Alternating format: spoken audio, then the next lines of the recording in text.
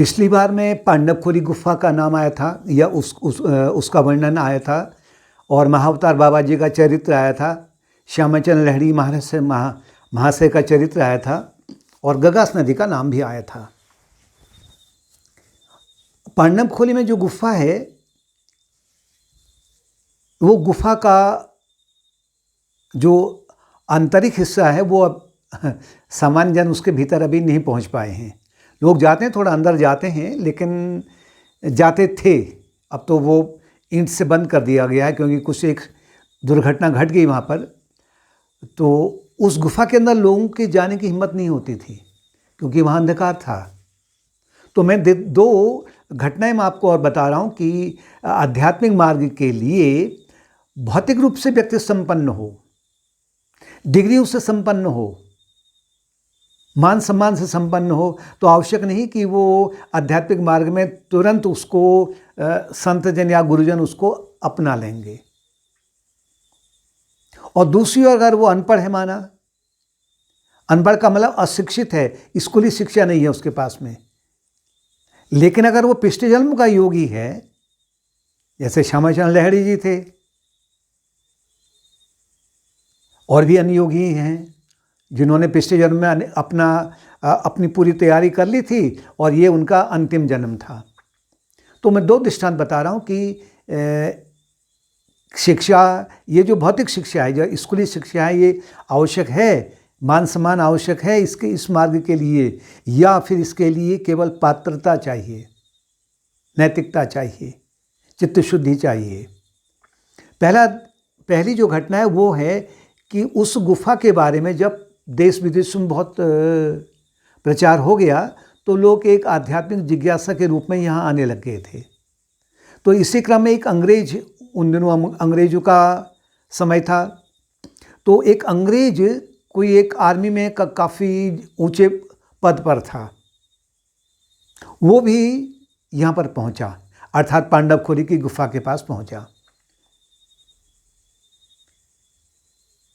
क्योंकि तब वहाँ पर पैदल ही जाना पड़ता था, जंगल था, घनघोर जंगल था।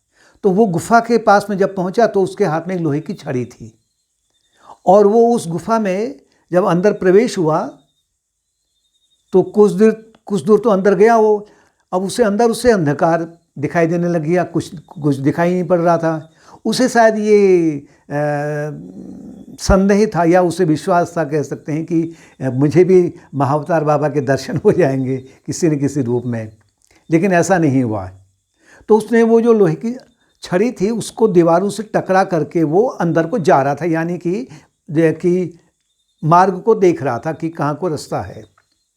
अचानक उसकी जो छड़ी की दीवार से टकराई और एक बड़ा स्पार्किंग हुआ, यानी जैसे बिजली चमकती है तुरंत बंद हो गई, लाइट ही नहीं हुई। वो भय के मारे भयभीत हो गया। जब वो बाहर आया, गुफा के बाहर आया, तो उसने देखा उजाले में कि उसका जो लोहे का छड़ है वो सोने की छड़ में बदल गया है।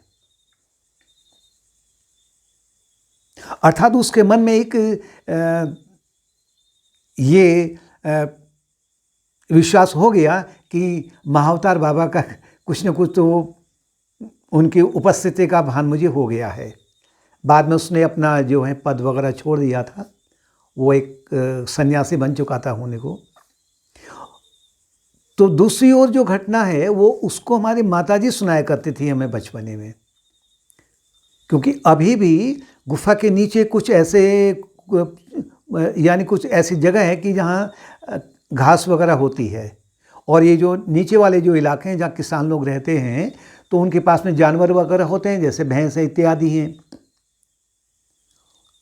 तो 1-2 महीने के लिए वो अपने उन पशुओं को वहाँ ले जाते थे। गुफा के आसपास में वो लोग अपनी झोपड़ी जैसे बनाई और भोजन का जो अपने घर से ले गए, आटा है, दाल चावल इत्यादि है, पानी वहाँ उनको मिल ही जाता था। तो वहीं पर वो अपना भोजन बनाते थे और रात्रि का जो विश्राम है अपनी झोपड़ी में रख करते थे, और भैंस वगैरह का एक बाड़ा बना देते थे, उनको वहाँ बांध देते थे।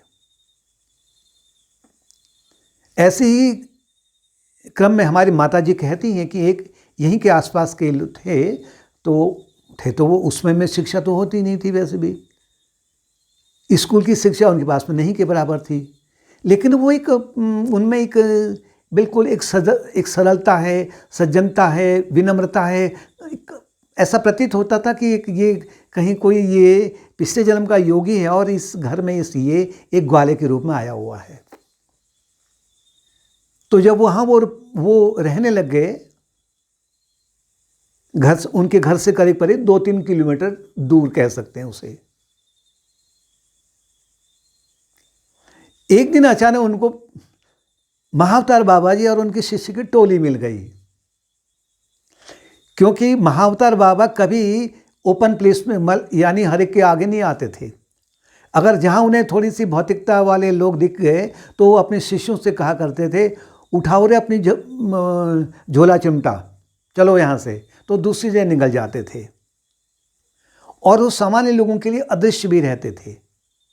लेकिन वो जो ग्वाला था उसके सामने वो दिखाई दिए। तो ग्वाला उनके आभा मंडल से, उनके रूप रंग से, उनके प्रभाव से, क्योंकि संतों के प्रभाव में तो बहुत कुछ ही मन परिवर्तित हो जाता है, तो वो कहने लगा कि मुझे अपनी टोली में शामिल कर लो।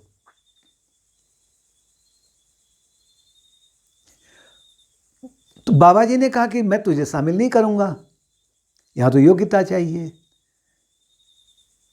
तो उसने ये कहा कि अगर आप नहीं मिलाओगे अपनी टोली में तो मैं यहीं से नीचे गिर जाऊँगा, क्योंकि वो जो पांडवखोली का जो पर्वत है उसके आसपास में कुछ ऐसी जगह हैं कि बिल्कुल चट्टानें हैं, और वो चट्टान से किसी का पैर अगर फिसल गया या गिर गया तो उसके अस्थि पंजर नहीं मिलेंगे, यानी कि वो लहूलुहान होकर के वो गया समझो। तो बाबा जी ने कहा गिर जा मेरी तरफ से, यानी कि उसकी अवहेलना टाइप की। उसने कुछ नहीं देखा और नीचे गिर गया,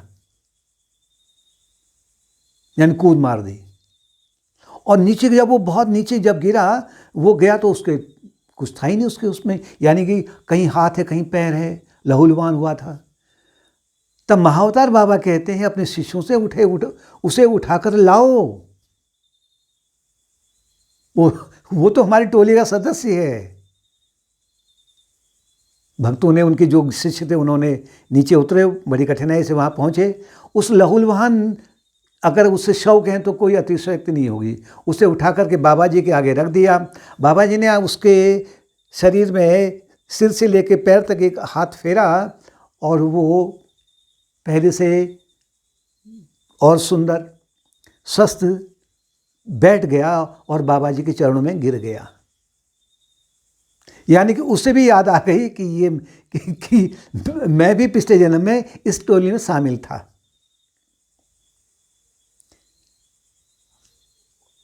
तो उन्होंने कहा कि आपने अगर मुझे अपनी टोली में शामिल, क्योंकि बाबा जी ने कहा था ना कि अब तो हमारी टोली में शामिल हो सकता है, अब तो हमारा सदस्य है। उस व्यक्ति ने कहा कि अगर आप मुझे शामिल करना चाहते थे तो मुझे इतना दुख क्यों दिया, क्यों मुझे गिराया। जो उत्तरदायित्व तो आप ही के ऊपर है ना कि जो मैं नीचे गिरा। तो महाअवतार बाबा जी कहते हैं कि बेटा, अभी तेरे और मेरे मिलन के बीच में बहुत सारे अशुभ कर्म थे, यानी तुझे बहुत कुछ अभी भुगतना था, और मैं नहीं चाहता था कि तू आगे जा कर के और जन्म ले, क्योंकि तेरा चित्त बहुत शुद्ध हो चुका था, तू जन्म अब न ले। इस कारण मैंने तुझे ये जो दुख दिया है वो दुख को उसको मिटाने के लिए दिया है। जो तेरे पाप कर्म थे, अब तेरे पाप कर्म सब तुरंत निकल गए। इस महा घोर जो दुख आया है, इससे तेरे पाप सब मिट चुके हैं, अब तो हमारी टोली में शामिल हो गया है। कहने का तात्पर्य है कि आध्यात्मिक मार्ग के लिए मन सरल होना चाहिए, बुद्धि सरल होनी चाहिए, अहंकार सात्विकी होना चाहिए, आडंबर नहीं होना चाहिए।